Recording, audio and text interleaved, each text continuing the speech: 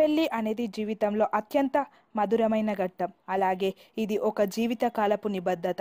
అందుకే సహనం, నమ్మకం, అవగాహన అనేవి దీనికి ప్రధాన పునాదులు. వీటితో పాటు మరికొన్ని అంశాలను కొత్తగా పెళ్ళైన దంపతులు ఒక క్రమ పద్ధతిలో ఆచరిస్తే వారి జీవితం విజయవంతంగా సాగిపోతుంది. కొత్త దంపతులు చేయాల్సినవి, చేయకూడనివి ఏంటో తెలుసుకుందాం. హనీమూన్ కోసం వెళ్ళేటప్పుడు పుణ్యక్షేత్రాలకు మాత్రం వెళ్ళకండి. ఒకవేళ వెళ్ళాల్సి వస్తే శివుడు కొలువై ఉండే ప్రదేశాలకు దూరంగా ఉండండి. ఇలా చేయడం ఎంతో శుభప్రదం. ఎందుకంటే శివుడు పార్వతిని వివాహం చేసుకున్నాడు. పార్వతి అంటే యోగమాయ లేదా దూరంగా ఉండే మాయాదేవి అని అర్థం.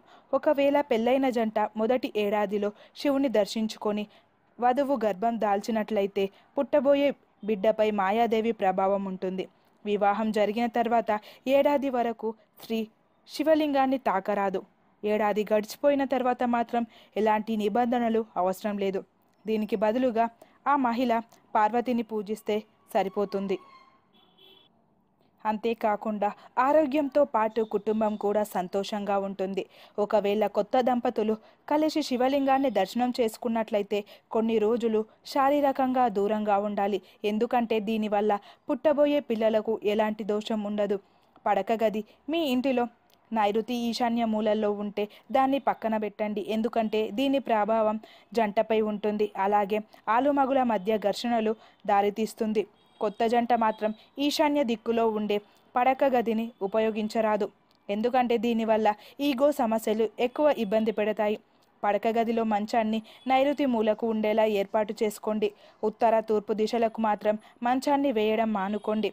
మంచంపై నిద్రించేటప్పుడు తలను ఎప్పుడూ నైరుతి దిశలో ఉంచాలి.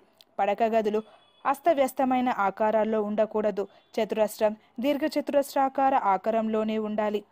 బెడ్రూమ్ గోడలకు ఆకుపచ్చ, లేత నీలం, రోజ్ పింక్ రంగులను ఉపయోగించాలి. ఎరుపు రంగును మాత్రం వాడకండి.